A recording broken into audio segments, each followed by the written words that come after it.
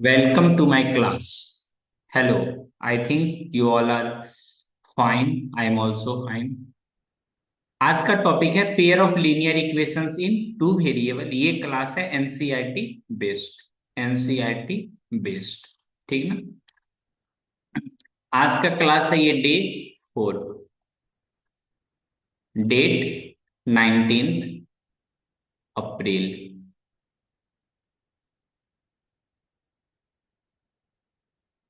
Topic रहेगा formation of linear equation in two variable. क्या रहेगा topic? Formation of formation of linear equation linear equation in two variable. Two variable में कैसे linear equations को form करते हैं, वो टॉपिक रहेगा आज का। ठीक है। ठीक है। Step 1, read word problem word problem carefully. Step 2, introduce introduce variable. Variable को इंट्रोड्यूस करना है। पहला वेरिएबल एक्स रहना चाहिए, दूसरा वेरिएबल वाई रहना चाहिए। Step 3, form equation based on situation. Situation पे बेस्ड पे जो आपसे इक्वेशन बन पाए, वो आपको इक्वेशंस बना लेना है। ठीक ना। एग्जाम में एक एमसीक्यू पूछता है। ठीक ना। इस पे बेस्ड एक एमसीक्यू एग्जाम में 2024 में पूछा गया है। Form a linear equation in the following problem and find their solution graphically. ये जो ग्राफिकली वाली वर्ड है ना, इसको अभी थोड़ा देर के लिए इग्नोर कर देंगे। ठीक ना। ग्राफिकली वाली को थोड़ा देर के लिए इग्नोर कीजिए। ठीक ना। 10 students of class 10 took part in mathematics quiz. Total student कितना है? 10 है। If the number of girls is 4 more than number of boys. ठीक। Find the number of boys and girl who take part in the quiz. Total student कितना है? 10। If the number of girls is, मान लो let number of number of देखो किससे comparison किया जा रहा है गर्ल्स का, तो बोलोगे गर्ल्स का कंपैरिजन बॉयज से। Let the number of boys. ठीक ना। Let the number of boys equal to कितना, बोलोगे sir x. Number of girl,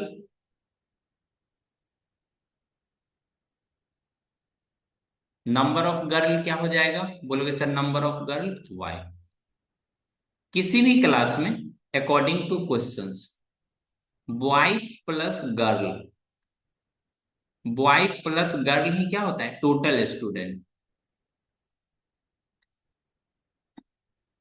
अगर बॉयज की संख्या एक्स है तो गर्ल की संख्या क्या? वाई। टोटल स्टूडेंट कितना है? 10। तो ये एक पहला इक्वेशन बन गया अपने आप को, बोलोगे हाँ सर। ठीक है। अब सेकेंड पार्ट, सेकेंड पार्ट देखो कैसे बनेगा। ठीक ना। If the number of girls, यानी गर्ल्स कितना है? गर्ल्स यानी वाई इज 4। इज मतलब होता है इक्वल टू। ठीक ना। ऐसे कीजिए, गर्ल्स को जगह वाई लिखे, इज मतलब equal to 4 more than number of boys, इस तरह से। तो ये दो इक्वेशन बन गया अपना लोग के पास, बोलोगे जी सर। ये बन गया y minus X equal to कितना? 4। दो इक्वेशन बन गया। आप चाहो तो x वाले को पहले लिख दो, y वाले को बाद में लिख दो। ठीक है। किसी को कोई दिक्कत? बोलिए। No sir. इससे क्वेश्चंस पूछा जाता है, ठीक ना, इसीलिए मैं बता रहा हूँ।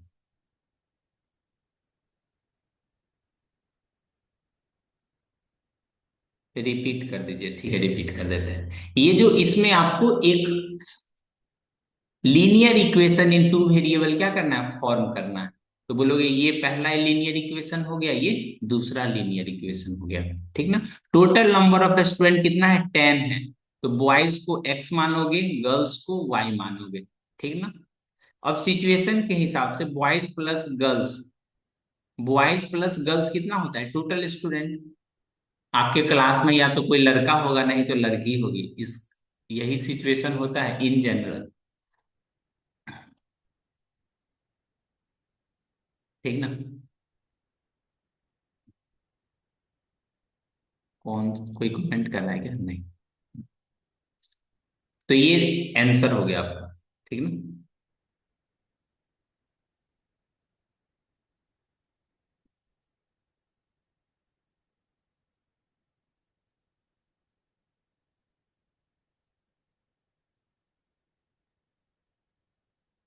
अब ये जो मैं नेक्स्ट क्वेश्चन लिखाऊंगा ना आपको, ये तो एग्जाम में कई बार पूछ चुका है, कई बार।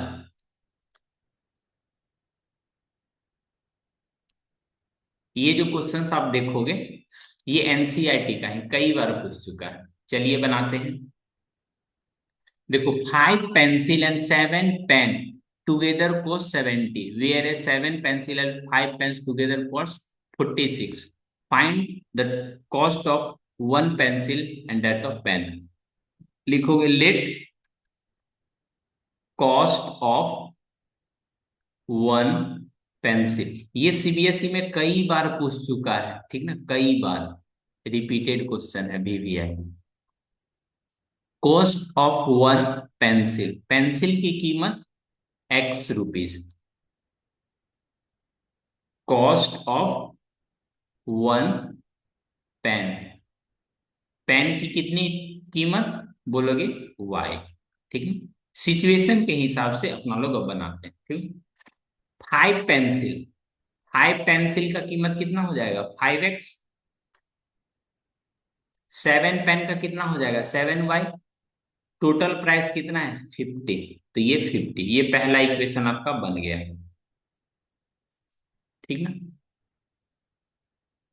सेकेंड सेकेंड पार्ट,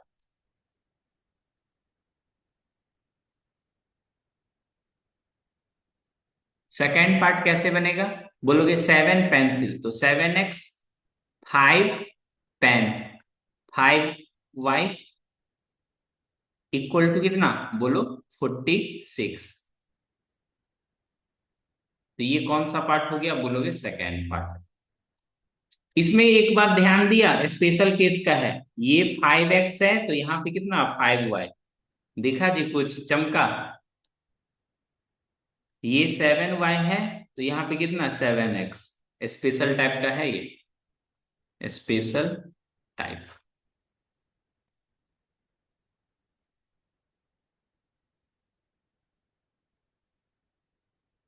यहां तक किसी को समझने में दिक्कत, परेशानी नहीं होनी चाहिए।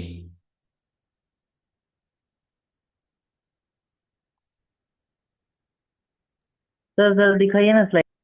ठीक है, मैं दिखाता हूँ। ये वाला आराम पूर्वक देखिए, मैं आपके साथ हूँ, कोई दिक्कत की बात नहीं है।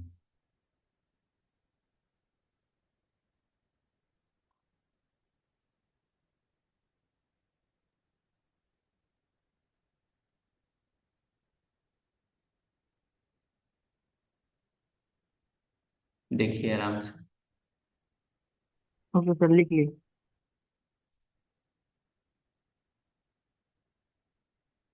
ऐसा कैसे हो सकता है मैं पढ़ाऊं और पीवाई की क्वेश्चन ना कराऊं, ऐसा कैसे हो सकता है। तो अभी अभी आप देखोगे पीवाई की क्वेश्चंस।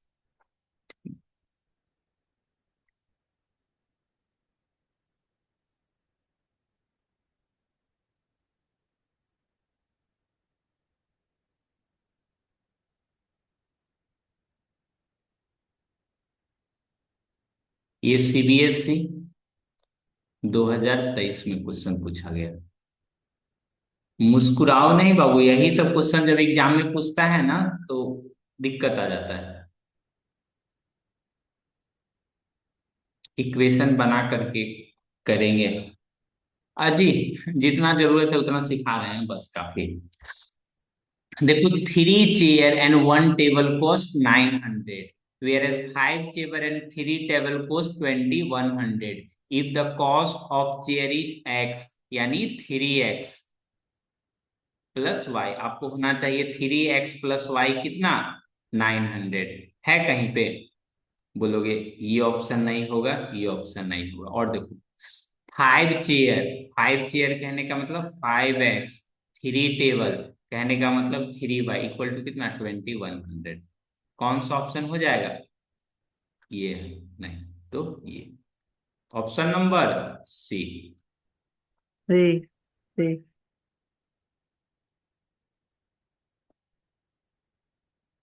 कई बार ये ना रिपीटेड क्वेश्चन है, आपका सीबीएसई में देखोगे ये रिपीटेड क्वेश्चन है।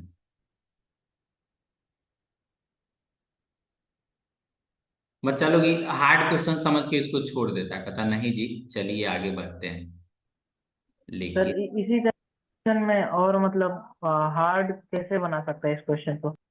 इस क्वेश्चंस में हार्ड बना सकता है, आपका टेबल टेबल का प्राइस पूछ ले, लेकिन वो एमसीक्यू में नहीं पूछता है। ठीक ना? हार्ड बनाने के लिए मेरे पास एक क्वेश्चंस है जो मैं आपको दिखलाता हूँ। जी सर। केस बेस्ड क्वेश्चंस जो आप यहाँ पे देख रहे हो, आप केस बेस्ड क्वेश्चन देखो। Two school P and Q, ऊपर वाला नहीं देखना है, नीचे वाले। ठीक ना? मैं इसको कॉपी करके आगे कर लेता हूं ताकि आपको परेशानी ना हो।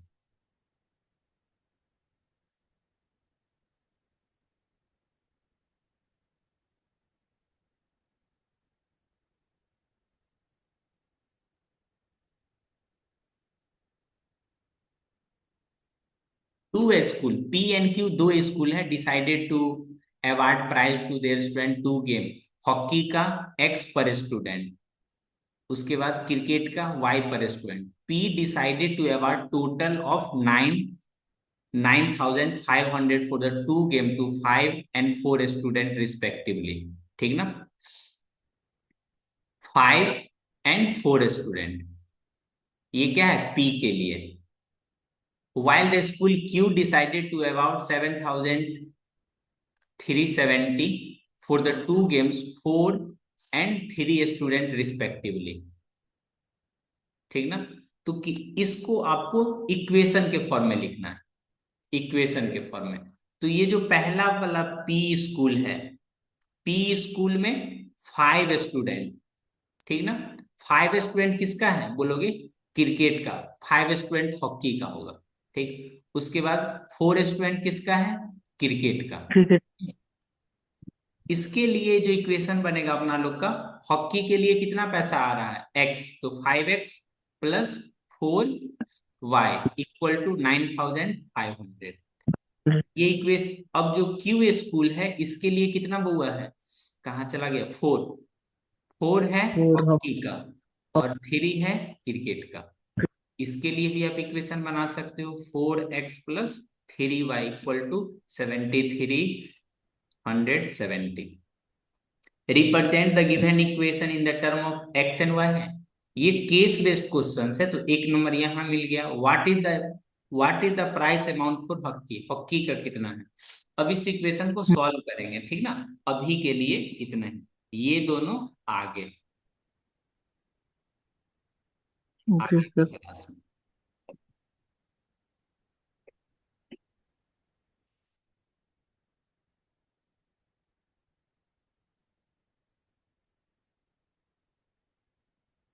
कहाँ आया मैसेज, फिर से अभी बता दीजिए। अजी, उतना ही था सिलेबस में, अभी कहाँ बताए, अब उसका आगे कॉन्सेप्ट मैं पढ़ाऊंगा तब ना।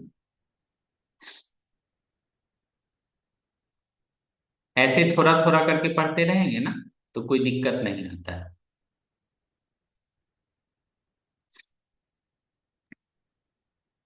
सर तो अब क्लास खत्म कर दीजिएगा। कौन सा, अभी? हाँ। नहीं अब क्यों? ये पूछ रहे थे, आप बोले कि आगे की क्लास में बताएंगे। आगे की क्लास कहने मतलब आगे जो कॉन्सेप्ट सिखलाएंगे ना, तब अभी इस बेस पे अपना लोग का है थोड़ा और क्वेश्चंस, तो उसको करा देते हैं। ये एक और केस बेस्ड क्वेश्चन, ठीक। Represent the information given in term of X and Y. एक कोचिंग इंस्टीट्यूट है, ठीक ना, टू बैचेज चलाते हैं, 1 and 2। In batch 1 there are 20 poor student, 20 poor, 5 rich. ये बैच पहला है। कोई कोई सर होते हैं XYZ सर, उनके यहाँ 4-5 बैच चलते रहता है सुबह से लेकर शाम तक। उसी तरह यहाँ भी एक कोई मैथ का कोचिंग है, उसमें 2 बैच चलता है। एक है अमीर वाले के लिए 2 बैच चलता है, बैच 1 बैच 2, ठीक ना। नीचे देखो, इन बैच 1 देयर आर 20, लिख लिए ना। उसके बाद in batch 2 there are 5 poor and 25 rich. Total monthly income batch 1 से कितना आ रहा है, 9,000। बैच 1 से कितना आ रहा है, बोलोगे 9। नहीं। बैच 2 से 26,000। अमीर और गरीब का सर ने अलग अलग ही रखा है, ठीक ना। पुअर चाइल्ड के लिए एक्स, तो इसका हो जाएगा 20x प्लस, रिच के लिए कितना है 5y, इसके लिए कितना हो जाएगा 5x + 25y। तो दो इक्वेशन यहाँ पे बनता हुआ दिखलाई दे रहा है। Yes sir. तो इतना लिख दोगे तो कितना, एक नंबर आपको मिल जाएगा, ठीक ना। Okay sir. जो नीचे का जो इंफॉर्मेशन है, ये आगे की क्लास में मतलब आगे लेक्चर में, ठीक। डे 5 में, डे 5 या डे 6 में कर देते हैं इसको भी, डे 6।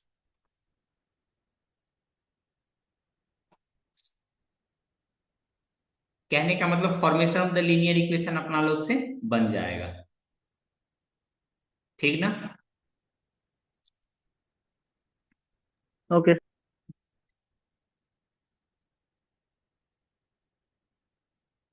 अब जो नेक्स्ट टॉपिक है अभी जो मैं पढ़ा रहा हूं, next topic,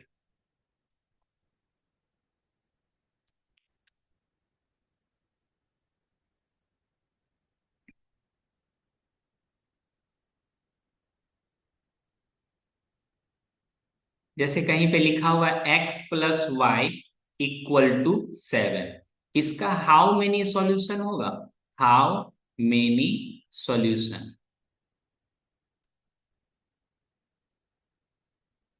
A B C और D, 1 2 3, इनफाइनाइट।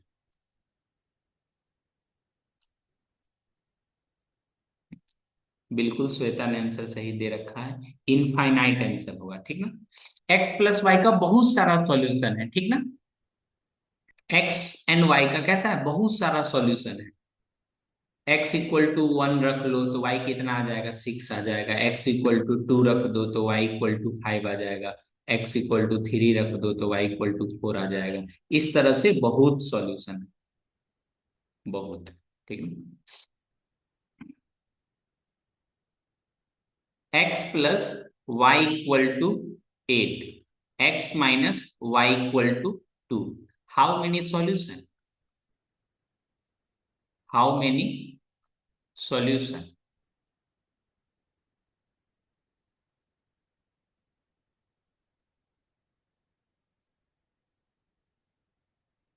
ठीक है। मैं कुछ समझाने का कोशिश कर रहा हूं, ठीक ना।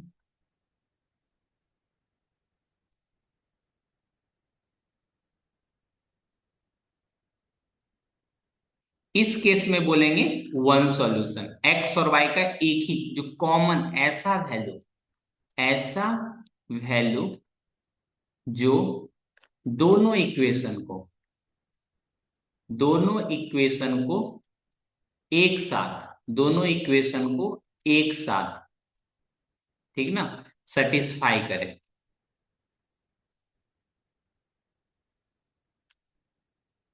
ऐसे केस के लिए x = 5 है और y = 3 है, जो दोनों इक्वेशन को सेटिस्फाई करेंगे उसी को, उसी को सॉल्यूशन बोलते हैं।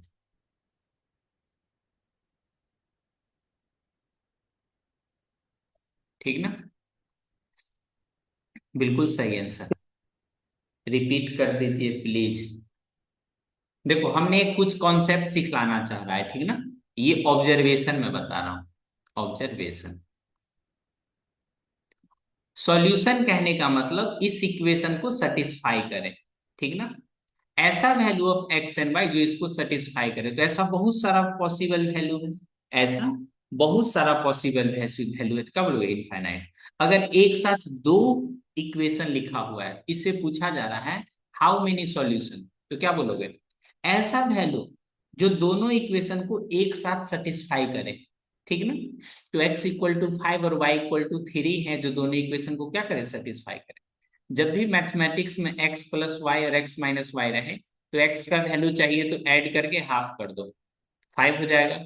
y का चाहिए, डिफरेंस करके हाफ कर दो, ठीक ना? तो शॉर्ट मेथड से आ जाएगा।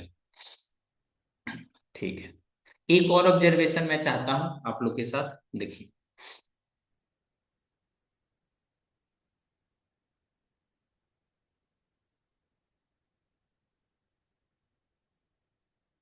कैसा भी हो लीनियर इक्वेशन, लीनियर इक्वेशन,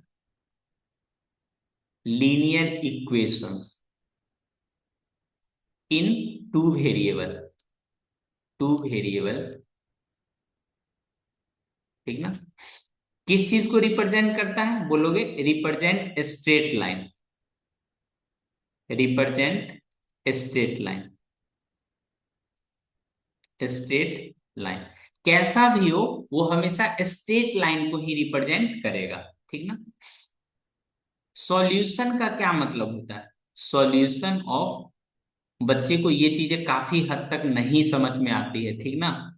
इसीलिए मैं हिंदी में लिख रहा हूं। Solution of linear equation in two variable, ये जो वर्ड लिख रहा हूं मैं, इसका क्या मतलब होता है? Solution of linear equation in two variable, इसका क्या मतलब?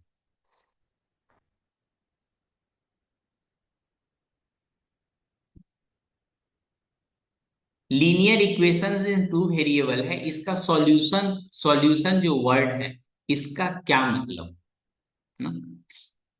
जिस पॉइंट पे, जिस पॉइंट पे दोनों, जिस पॉइंट पे स्ट्रेट लाइन,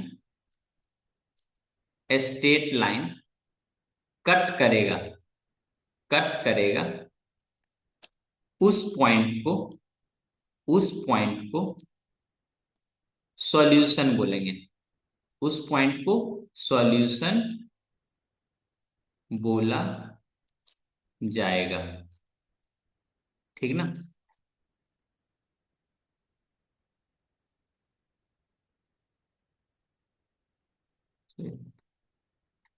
बिल्कुल, इस बात का हमें ध्यान में रहेगा। आपका मैसेज हमने पढ़ लिया है, बस 2 मिनट और। देखो, solution of linear equation in two variable कहने का मतलब जिस पॉइंट पे, जिस पॉइंट पे स्ट्रेट लाइन कट करेगा, उस पॉइंट को सॉल्यूशन बोलेंगे। अब दिक्कत है कितना पॉइंट पे कट करेगा। नेक्स्ट देखो, नेक्स्ट देखो, इसको अधूरा नहीं छोड़ सकते बाबू, मेरा कुछ मुसीबत है, इसको अधूरा, इसको पूरा कर देते हैं, ठीक है? अब कितना पॉइंट पे कट सकता है, कितना पॉइंट पे, कितना पॉइंट पे दो स्ट्रेट लाइन, दो स्ट्रेट लाइन कट कर सकता है, ये अगला क्वेश्चन। सबसे पहले क्वेश्चन है linear equation in two variable किस चीज को रिप्रेजेंट करता है? बोलोगे represent straight line. Solution of linear equation in two variable का क्या मतलब? जिस पॉइंट पे, जिस पॉइंट पे स्ट्रेट लाइन कट करेगा, उस पॉइंट को सॉल्यूशन बोला जाएगा। ये तो शायरी हो गया जी। कितना पॉइंट पे दो स्ट्रेट लाइन कट करेगा, कितना पॉइंट पे दो स्ट्रेट लाइन कट कर सकता है? तो बोलोगे 0 पॉइंट पे, एक पॉइंट पे, एक पॉइंट पे, ठीक ना? बहुत सारा इनफाइनाइट पॉइंट पे, इनफाइनाइट पॉइंट पे। और तीसरा, कट ही ना करे, कट ही ना करे। ठीक ना। 3 पॉइंट, या तो एक पॉइंट पे कट करेगा, या तो इनफाइनाइट पॉइंट पे कट करेगा, या तो कट ही ना करेगा। ठीक ना। एक पॉइंट पे कट करने का मतलब, ये पहला पॉइंट है, बोलोगे जी सर ये पहला पॉइंट, इस तरह से आएगा, तो ये कैसा हो जाएगा, दूसरा। ठीक ना।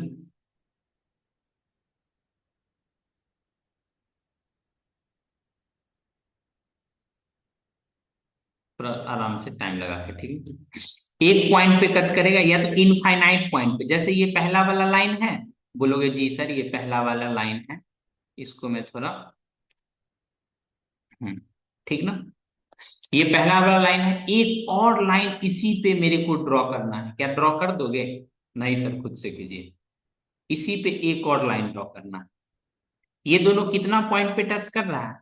बोलोगे सर ये दोनों इनफाइनाइट पॉइंट पे टच कर रहा है। देखो ना, पॉइंट ही पॉइंट, जहां पे अब ये सब पॉइंट ही पॉइंट है ना,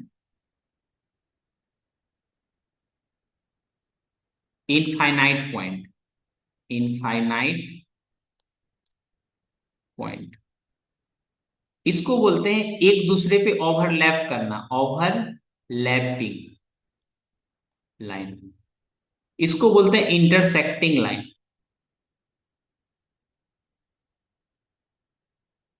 देखो मुझे इस चीज का भली बातें एहसास है, इससे आपका 2 मार्क्स का ऑब्जेक्टिव क्वेश्चन पूछा जाता है, ठीक ना। तो इस चीज को मैं हल्के में नहीं ले सकता, ठीक ना। इंटरसेक्टिंग लाइन कहने का मतलब एक ही पॉइंट पे कट करेगा, इंटरसेक्टिंग पॉइंट, इसको बोल रहे हैं यूनिक सॉल्यूशन। यूनिक सॉल्यूशन मतलब इकलौता, इकलौता, इकलौता, इसके अलावा कुछ नहीं, ठीक ना। ओवरलैपिंग मतलब बहुत सारा, इनफाइनाइट सॉल्यूशन।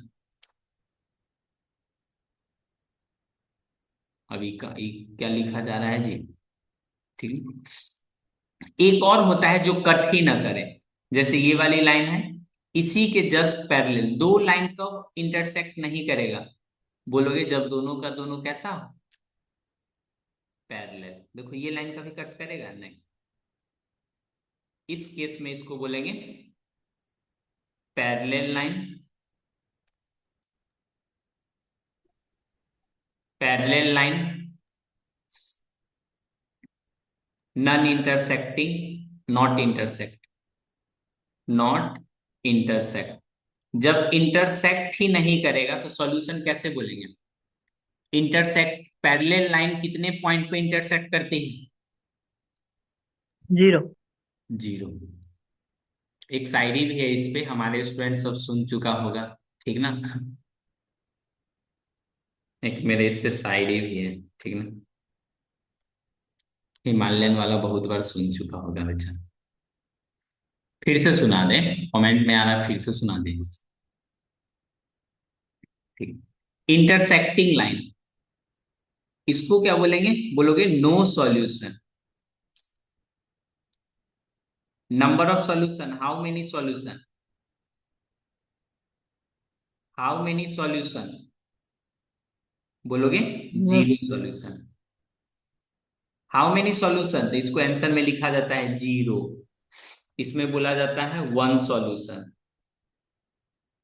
एग्जाम में ये सब पूछा जाता है ना, ना मुझे हुई प्यार की कदर, ना उसे हुई प्यार की कदर, फिर याद आया दिनेश सर का lecture, two parallel line never intersect each other, यही था।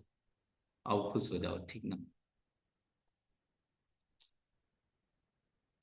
How many solution, how many solution, इस केस में बोलते हैं वन सॉल्यूशन। ये सब एग्जाम में पूछा हुआ बात है, ठीक ना। इसमें बोला जाता है हाउ मेनी सॉल्यूशन,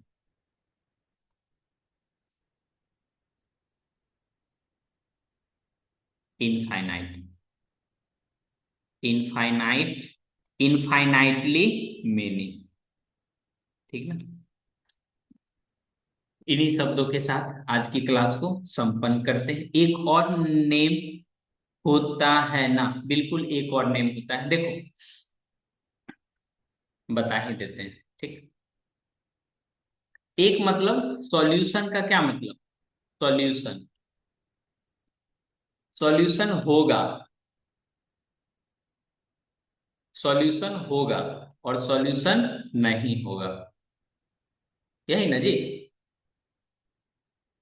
यही ना, या तो ये सॉल्यूशन होगा या तो सॉल्यूशन नहीं होगा, होगा सॉल्यूशन, सॉल्यूशन होगा बोलोगे यस, इसमें क्या बोलेंगे, सॉल्यूशन नहीं होगा तो नो। इसी का दूसरा नाम है कॉन्सिस्टेंस, कॉन्सिस्टेंस, कॉन्सिस्टेंट, इसका नाम है इनकॉन्सिस्टेंस। ये जो सी लगाते हैं ना तो वो वर्ब हो जाता है, और टी लगाते हैं तो नाउन हो जाता है, ठीक ना। इनकॉन्सिस्टेंस और कॉन्सिस्टेंस, और ये हो गया इनकॉन्सिस्टेंस, ठीक ना। कहाँ चले गए सबको, ये क्या है, ये वर्ब, सॉरी ये नाउन है, ठीक। इसी का वर्ब फॉर्म क्या होता है, कॉन्सिस्टेंट। जैसे ये होता है ना एडवाइस, एक होता है एडवाइस, एक है नाउन फॉर्म, एक है वर्ब फॉर्म, वो सब बात करना, अभी मैथ्स पढ़ाते हैं, ठीक। कॉन्सिस्टेंस, ये हो जाएगा कॉन्सिस्टेंट, ठीक ना, ये क्या है, वर्ब फॉर्म। बच्चे अक्सर कंफ्यूज करते रहते हैं, कॉन्सिस्टेंट में क्या सॉल्यूशन होगा, तो कॉन्सिस्टेंस में या तो एक सॉल्यूशन होगा, यूनिक, या तो एक होगा एक सॉल्यूशन, या इनफाइनाइट या बहुत, ठीक ना जी। अब इसके आगे इसमें नो सॉल्यूशन, सॉल्यूशन है ही नहीं, पैरेलल, ठीक ना। तो कॉन्सिस्टेंस वाला कैसा हो सकता है, कॉन्सिस्टेंट मतलब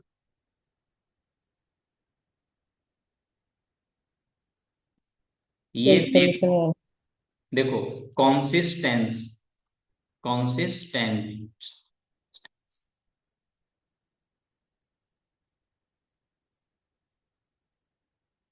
कॉन्सिस्टेंट लाइन जो होती है, ठीक ना, कॉन्सिस्टेंट लाइन जो होती है, कॉन्सिस्टेंट लाइन इंटरसेक्टिंग होगा, इंटरसेक्टिंग या ओवरलैपिंग, ठीक ना, कुल मिला के सॉल्यूशन होगा। बच्चा को यही दिक्कत होता है और कुछ नहीं। इनकॉन्सिस्टेंट मतलब, इनकॉन्सिस्टेंट लाइन मतलब पैरेलल होगा, सॉल्यूशन नहीं होगा, पैरेलल लाइन नो सॉल्यूशन, ठीक ना। अगले क्लास में इसका अलजेब्राइक एक्सप्रेशन पढ़ेंगे, अलजेब्राइक फॉर्म में। आज के लिए इतना ही, maths class to English class, English period, बहुत अच्छा कमेंट किया है जी वाला।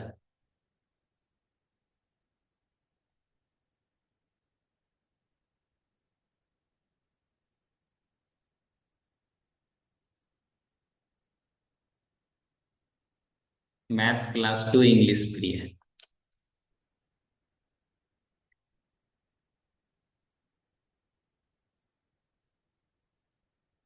Comment of the day, comment of the day.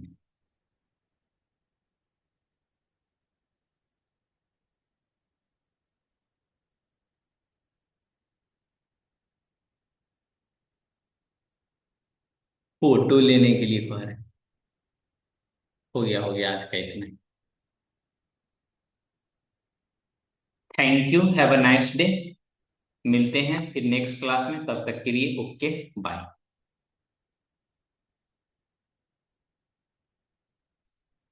किसी को कोई डाउट।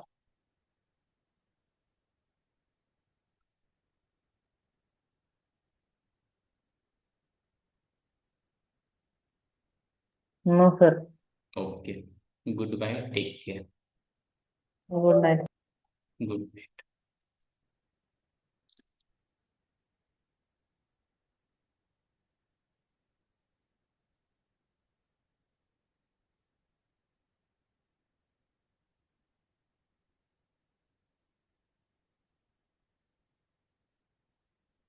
थैंक यू, चलते हैं। Good bye. सर कल क्लास है? कल क्लास, अच्छा होगा तो हम सभी को इन्फॉर्म कर देंगे, ऐसे क्लास ऑफ है, अगर होता है तो मैं सभी को इन्फॉर्म कर दूंगा। ठीक है ना? Bye, good bye, thank you.